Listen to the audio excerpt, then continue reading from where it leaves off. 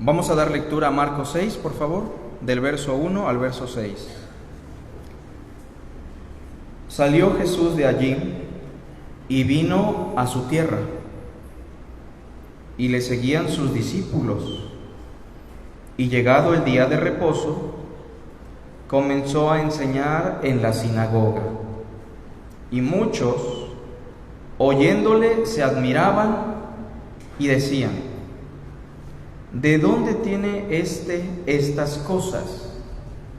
¿Y qué sabiduría es esta que le es dada? Y estos milagros que por sus manos son hechos. ¿No es este el carpintero, hijo de María, hermano de Jacobo, de José, de Judas y de Simón? ¿No están también aquí con nosotros sus hermanas? Y se escandalizaban de él, todos juntos. Mas Jesús les decía: no hay profeta sin honra, sino en su propia tierra y entre sus parientes y en su casa. Y no pudo hacer allí ningún milagro, salvo que sanó a unos pocos enfermos, poniendo sobre ellos las manos. Y estaba asombrado de la incredulidad de ellos, y recorría las aldeas de alrededor enseñando. Jesús, el profeta sin honra en su propia tierra.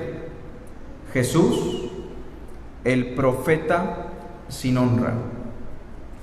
Si hay algo que caracteriza al mundo religioso de nuestros días, es que aquellos que están en la acrópolis del servicio buscan la honra de los demás.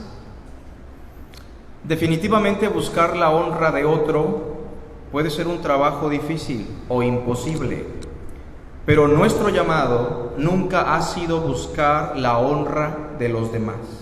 Sin embargo, es natural que cuando Cristo mora en nosotros y nosotros le servimos de manera honesta, algunos hermanos valoren al ministro, al profeta, al diácono, a la diaconisa. En el caso de Jesús, sí debemos entender que si existe un ministro valioso en el relato y en la historia de la humanidad, ese fue Jesús, el Cristo. Si lo debemos honrar a Él, es porque Él es digno realmente y merece ser honrado. Sin embargo, su propia gente, su familia, quien dijo anteriormente está loco, está demente, y su propia tierra, la ciudad de Nazaret, donde Él creció y se crió, es un grupo de personas con un corazón duro, que aún estando en la sinagoga, en el culto del Sabbat, su corazón está lleno de rencor, de odio, de amargura, y a pesar de la grandeza de este personaje, el Cristo, lo van a rechazar. Y quiero que hagamos una pregunta: ¿por qué lo rechazaron? Porque usted tal vez se pone a pensar un poquito en Jesús y usted dice, pues Jesús es grandioso, Jesús es puro amor, Jesús es el verbo hecho carne, ¿por qué lo rechazaron? Bueno, el día de hoy vamos a hablar del por qué se rechazó a Jesús de Nazaret, por qué su propia gente y su propia tierra incluso lo quiso asesinar arrojándolo de un barranco. Bueno, el Evangelio de Marcos nos da la información de manera sintetizada, pero Lucas es quien nos presenta el acontecimiento y nos revela los detalles sobre el por qué lo rechazaron. Vamos por favor a Lucas capítulo 4.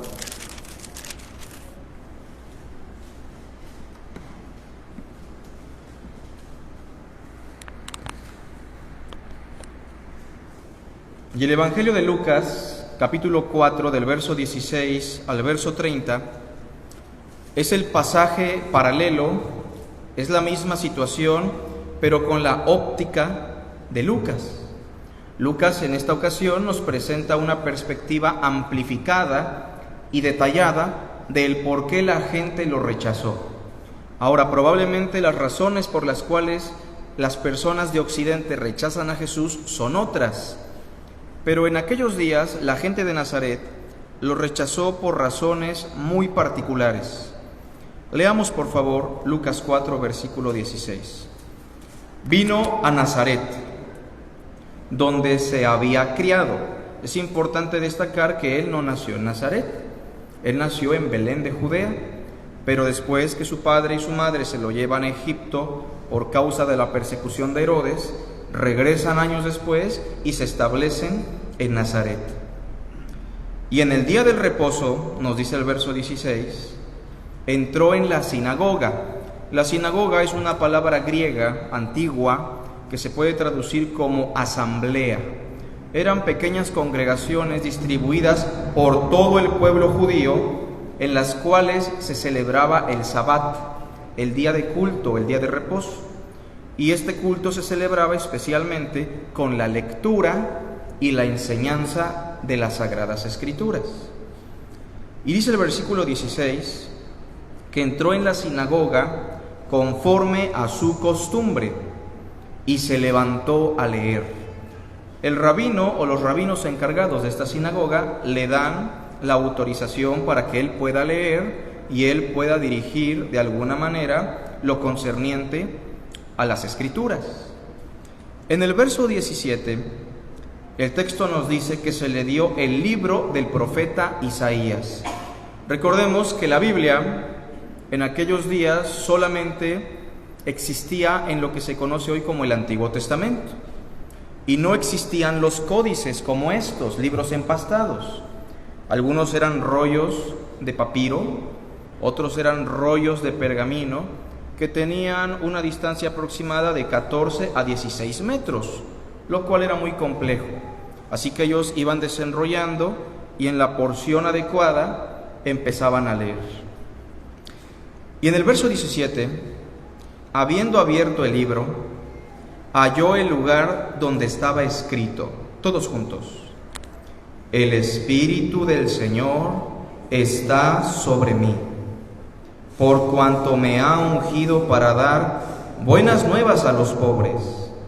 Me ha enviado a sanar a los quebrantados de corazón, a pregonar libertad a los cautivos y vista a los ciegos, a poner en libertad a los oprimidos, a predicar el año agradable del Señor.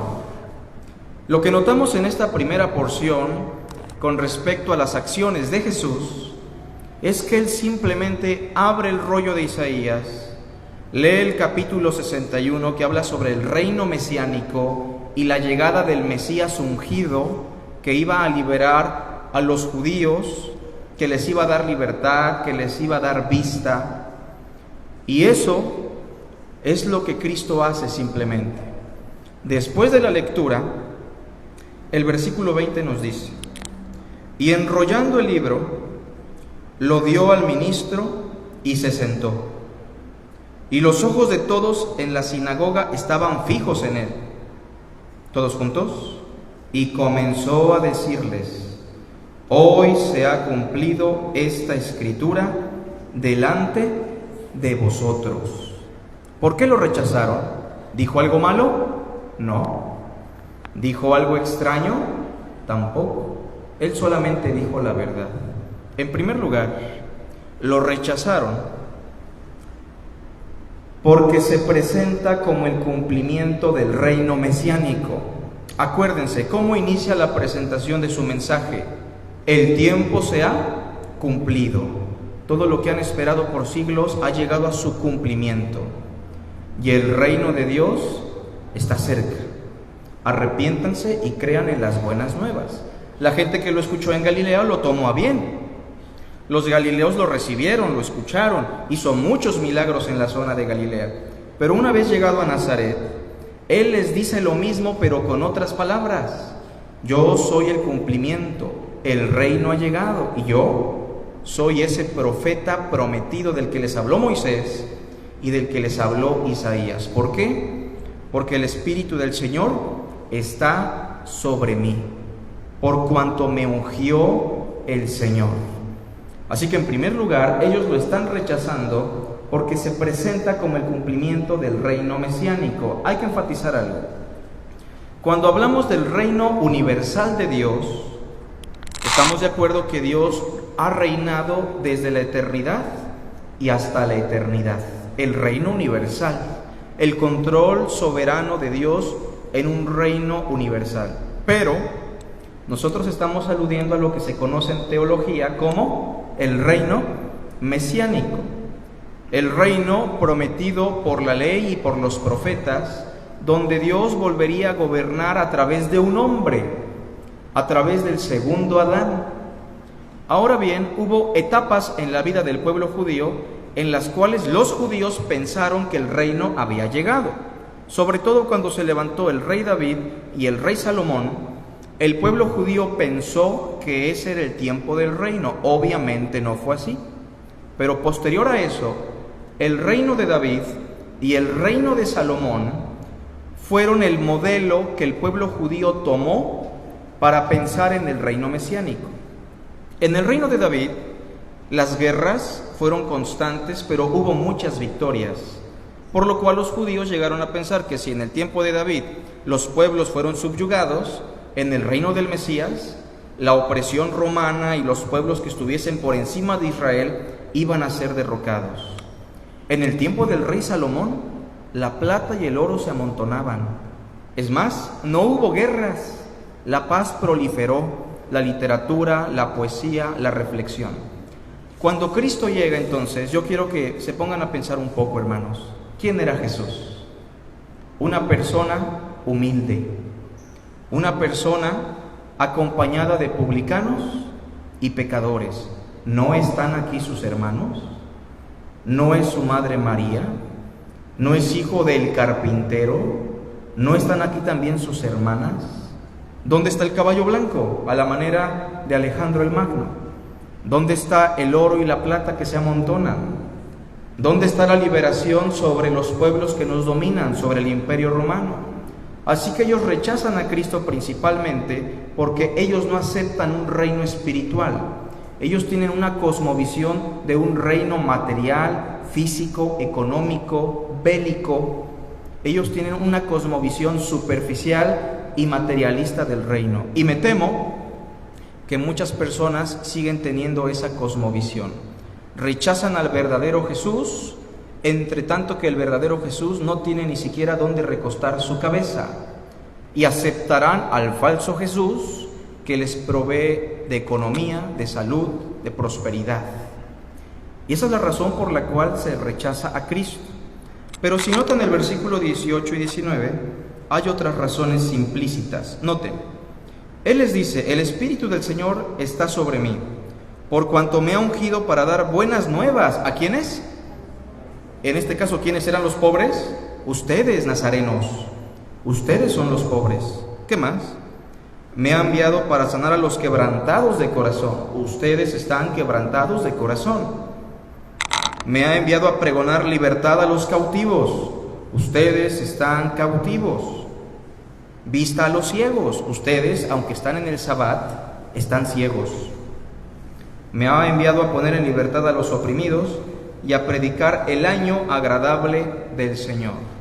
¿A quién le gusta ser evidenciado en su condición? A nadie. ¿A quién le gusta que se le confronte con su maldad? A nadie, a ninguno de nosotros.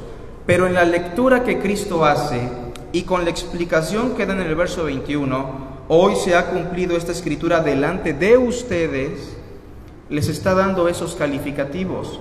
Yo soy la solución, yo soy el profeta, el Cristo, el ungido, y ustedes son los pobres, los quebrantados, los cautivos, los ciegos, los oprimidos. Así que en segundo lugar, ellos lo rechazan por completo. Número 2, porque los confronta con su decadencia espiritual.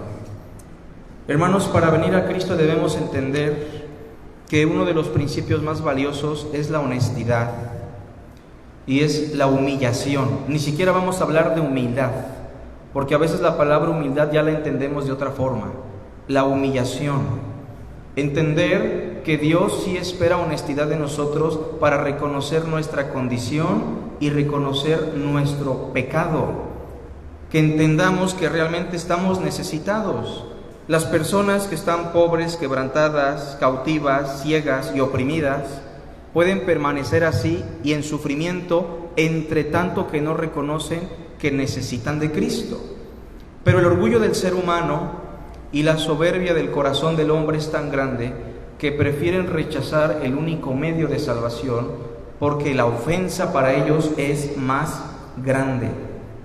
La razón por la cual Dios persiste en usar a David y la razón por la cual Dios persiste en desechar a Saúl no eran las acciones de ellos propiamente hablando. Porque miren, ¿quién de los dos tuvo acciones más perversas? ¿Saúl o David? Seamos honestos, Saúl solamente no obedeció un mandamiento bélico. El mandamiento era mátalos a todos, ¿se acuerdan? Y Saúl perdonó la vida del rey, el ganado, entre otras cosas. Hubo una motivación en su corazón equivocada. Pero David, ¿qué hizo, hermanos? David fornicó, traicionó a un hombre honorable, cometió homicidio, mintió, y aún así vemos que Dios lo sigue usando. ¿Cuál es la razón? La razón tiene que ver con lo que estamos diciendo. Porque cuando se le confronta a Saúl, Saúl dice: sí, estoy mal, sí he fallado. Pero Saúl le dice a Samuel: solamente te pido que me dejes bien delante de los ancianos del pueblo. Su motivación es perversa, su motivación es mala, está rechazando a Dios, está rechazando la honestidad, el amor, la humildad. Y cuando Saúl es confrontado, Saúl entra en un lapso de depresión, tristeza, reconociendo su maldad y clamando a Dios. Pero en este caso, hermanos, vemos que estas personas de Nazaret, al ser confrontadas por su decadencia espiritual, por su pecado, su necesidad de Cristo, ellos siguen en soberbia, en orgullo y lo rechazan. Yo quiero preguntarle hoy a usted, ¿cuál es su actitud ante Jesús? ¿Cuál es nuestra recepción ante la confrontación que nos hace Cristo?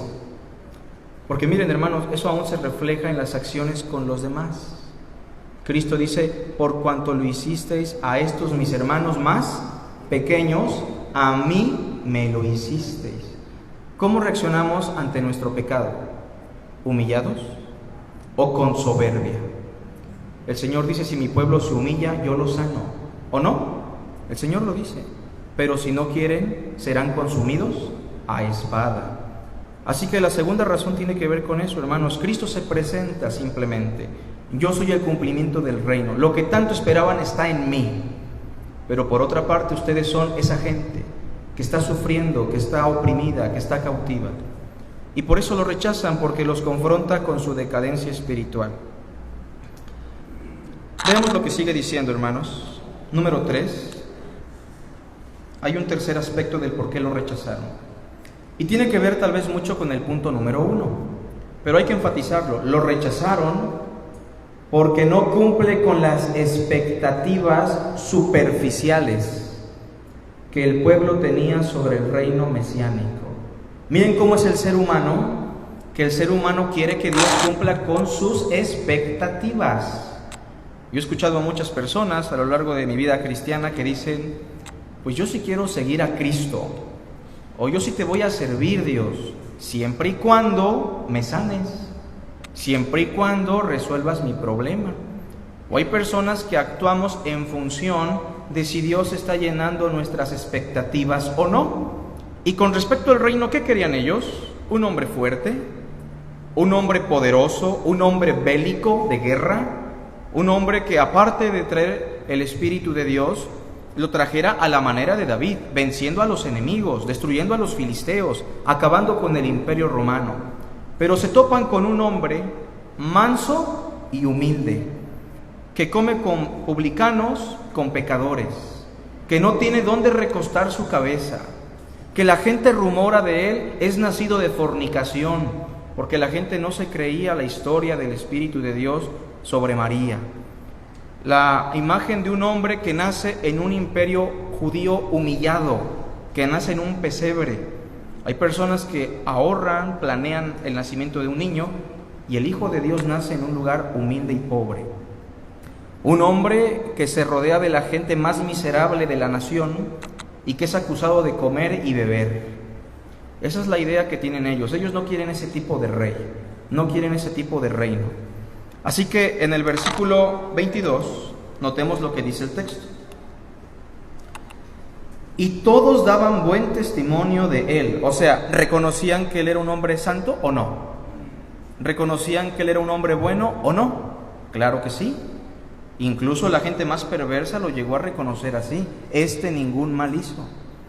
Y daban todos buen testimonio de él, y estaban maravillados de las palabras de gracia que salían de su boca. Ellos estaban admirados porque ellos se daban cuenta que sus palabras eran palabras de Dios. Pero ahí está otra vez la dureza del hombre. Noten, ¿qué decían ellos?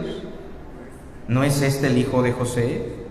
O sea, más allá de la grandeza que estamos percibiendo, sus orígenes, es una persona común y corriente, es el hijo del carpintero. ¿No es este el hijo de José? La gente lo rechaza porque no cumple con sus expectativas. Ellos esperaban que él fuera el hijo de un grande. Ellos esperaban un reino material, físico, superficial. Y si esas son las expectativas que tenemos de Cristo, tarde que temprano nos vamos a ir de Cristo. No nos va a interesar estar con Él. Así que en tercer lugar, porque no cumple con las expectativas superficiales que el pueblo tenía sobre el reino mesiánico. Ahora, esta idea sigue palpable en el cristianismo. Y aunque con mucho respeto lo voy a decir, hay hermanos que dicen: Cristo aún no ha traído el reino.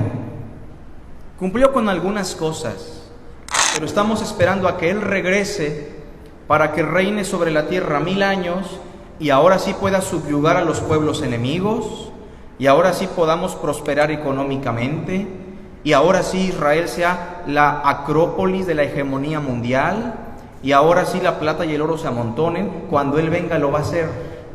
Estamos ignorando algo, hermanos, que Cristo enfáticamente dice: el tiempo se ha cumplido, el reino de Dios ha llegado, y la misma infección judía se ha trasladado a la mente cristiana sobre las cuestiones del reino. ¿Nos cuesta tanto entender que el reino ya está entre nosotros? No dirán está por aquí o está por allá, porque el reino ya está. Si yo por el dedo de Dios echo fuera a los demonios, es porque el reino de Dios ha llegado. Solamente que es un reino espiritual. Miren, Cristo dijo: no piensen que vine para traer paz a la tierra. ¿Cómo lo tomó el judío? ¿Cómo? Si nosotros queremos paz, no, todo lo contrario, he venido a traer espada, división, guerra, porque de aquí en adelante una casa estará dividida.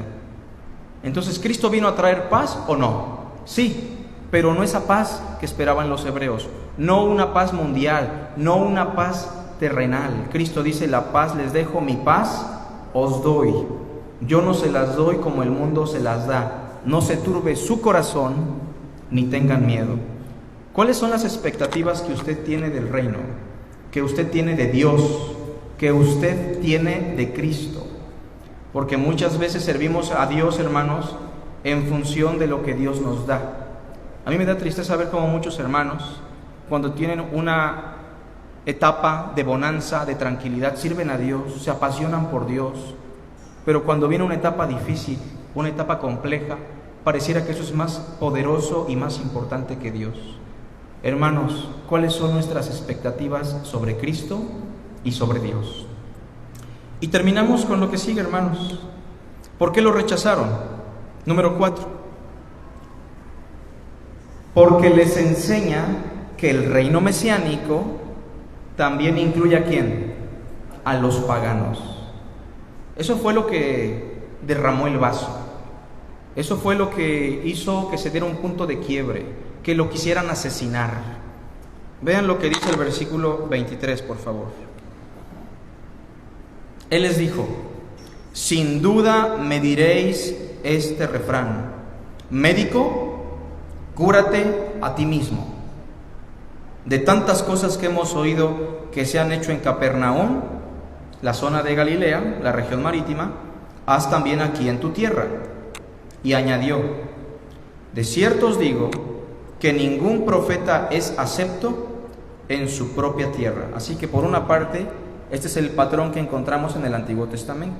Por eso se nos dificulta mucho en nuestra propia familia dar testimonio de Cristo, dar testimonio de la verdad.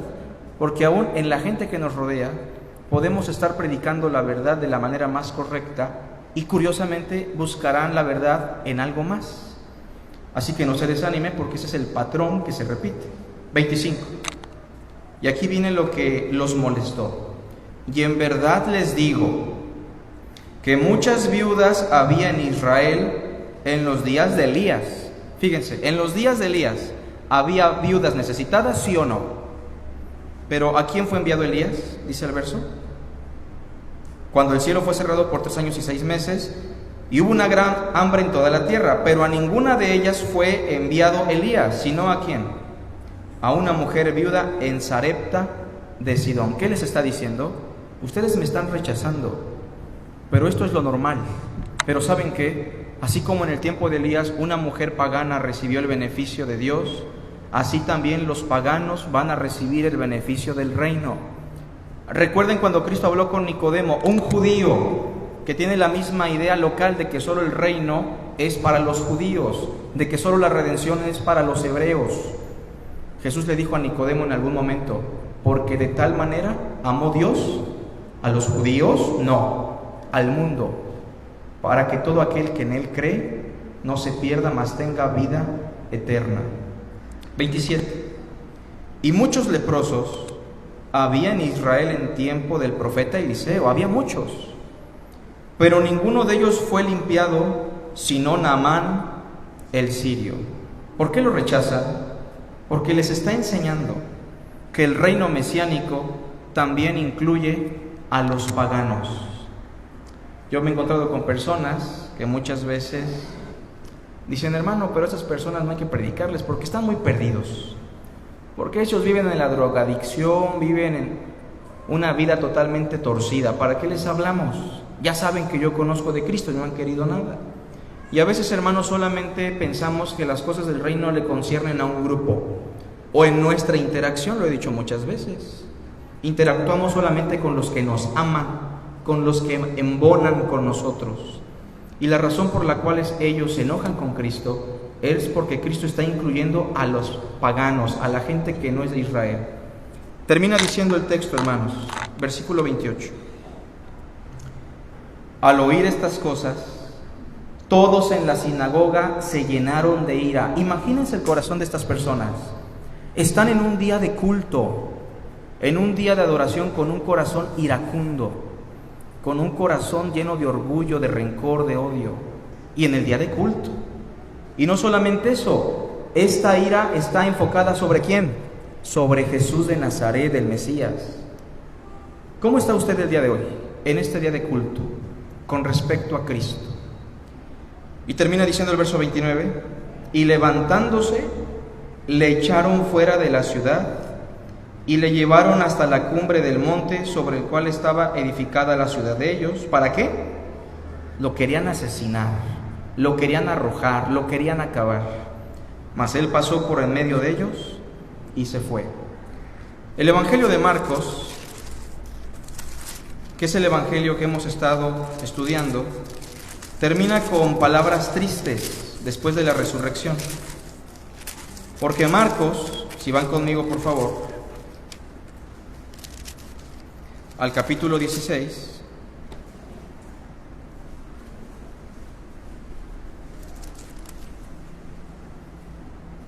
versículo 9, hay una expresión que se repite constantemente. Y esto solamente a manera de exhorto, a manera de reflexión. ¿Qué lugar tiene Jesús en su vida? Lo rechazamos muchas veces, hermanos. Habiendo pues resucitado Jesús por la mañana, el primer día de la semana, apareció primeramente a María, María Magdalena, de quien había echado 7 demonios. Yendo ella, lo hizo saber a los que habían estado con él, que estaban tristes y llorando, todos juntos. Ellos, cuando oyeron que vivía y que había sido visto por ella, ¿qué dice? No lo creyeron. Versículo 2. Pero después apareció en otra forma a 2 de ellos que iban de camino yendo al campo. Ellos fueron y le hicieron saber a los otros, ¿qué dice? Y ni aun a ellos les creyeron. Y esto, hermanos, se repite constantemente. Hay un himno que dice, ¿qué vas a hacer con Cristo hoy? ¿Qué vas a hacer con el gran Rey? Como Pilato, ¿lo vas a rechazar o lo vas a recibir? Lo vas a aceptar y lo vas a incluir en tu vida. Hagamos una oración, hermanos. Gracias, Señor, por tu hermosa palabra. Permítenos cambiar nuestra actitud sobre Cristo, sobre su mensaje, sobre cómo Él procede para con nosotros, Señor. Ayúdanos a amarlo. Te pedimos que nos des una reflexión que pueda calar en nuestro corazón. Bendice, Señor, lo que resta de nuestro servicio. Bendice a nuestros hermanos que están en otro lugar, que están pasando por necesidad, y permítenos cada día ser más humildes y mansos de corazón. Te lo pedimos en Cristo Jesús. Amén.